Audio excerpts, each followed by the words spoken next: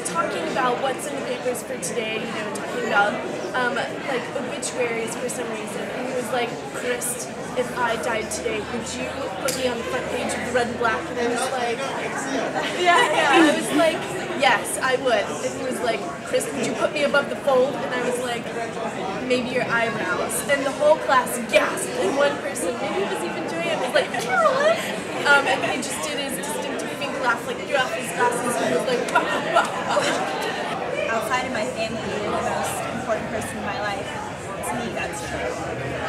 He'd come into class and say, did I ever tell you guys about the time I was covering Jack Kennedy in China?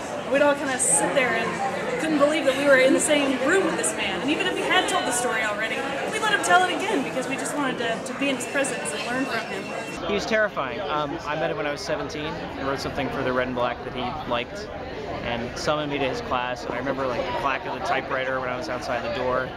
And I ducked my head around and I said, Mr. Fink, and he said, what? The thing that I remember is that he just loved newspapers. Like that was the most wonderful thing in the world to him. He loved talking about them and reading them and talking about what worked and what didn't work. And I think everyone who took his classes sort of left with that same kind of thing. So he was just terrific. Yeah. And then I've gotten to work with him, and I think we've all shared his lessons together and used them to help each other and to be better learners. I was a little distracted during a class, and he said, "Yes, you're not hitting on all cylinders today." And you know, I think it was that kind of you know, letting you know when you were falling short, but then also helping you to do what you were capable of. He loved his straight A students and the people that were, you know, in the honor society and that worked really hard, and he loved us loose cannons just as much.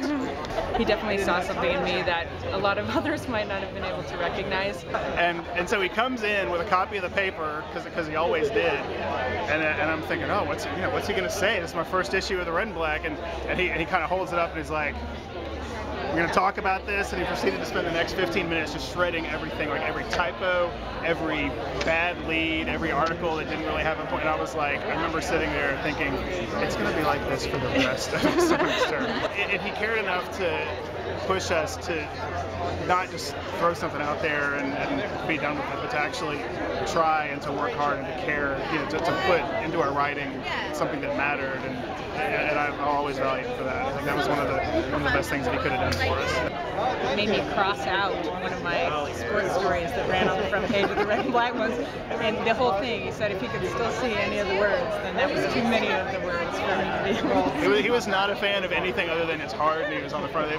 If it was a band, if it was a football game, no, I'm not really interested in that. Anyone who knew him just admired him so much, and I don't think anybody could live up to that kind of dedication and his sort of excellence, but I think we all strive for it. Well, he was intimidating. When I was a young person, I found him to be incredibly intimidating, just in the halls. But the people who had him as students, I think, saw that differently. They saw the standards, the high standards, and I think we all know when somebody has high standards and you respect them, you want to live up to that. My feelings as a fellow teacher are kind of similar. You know, I really did respect him, and I'd like to live up to that too.